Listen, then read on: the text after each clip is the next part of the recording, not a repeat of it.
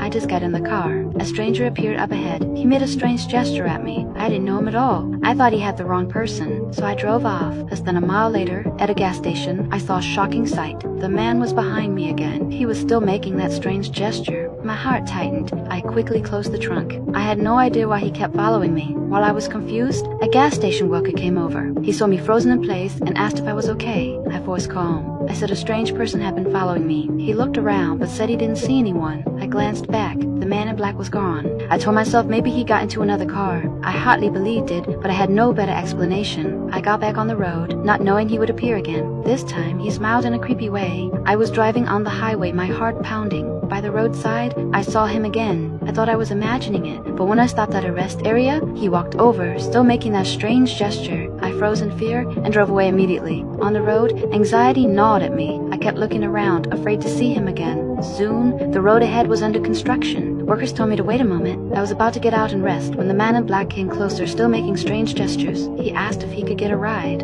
I refused immediately, said my car was broken, and started driving into the construction zone. The workers shouted, but I ignored them. I reached a railroad crossing. The red light forced me to stop. A train roared by. I looked up and saw him standing across the tracks. I didn't care about the speeding train. I hit the gas, but the car stalled on the tracks. Panic set in. I couldn't start the car. The train was getting closer. I felt my mind almost break. In the critical moment, I finally got the car started and reversed off the tracks. I barely escaped. After the train passed, I looked around. The man in black was gone. I finally understood. He had been trying to put me in danger. I didn't know how to escape him. I didn't know if I could ever get away. For the rest of the time, I kept driving, trying to shake the follower. No matter how hard I tried, he stayed like a shadow. I couldn't lose him. By night, I entered a phone booth, trying to call my mother for comfort. The call connected, but a stranger's voice answered. I asked urgently who she was and where my mother was. She told me my mother had been hospitalized after a mental breakdown. I could hardly believe it. She was fine this morning. How could this happen so suddenly? She said it was because of me. 6 days ago, I died in a car accident caused by a flat tire. At that moment, I realized I was already dead. Strangely, I felt a sense of relief. Never before had I felt so calm. I slowly opened the car door and sat back down. When I looked through the rearview mirror, the man in black was already in my back seat, and I was no longer afraid.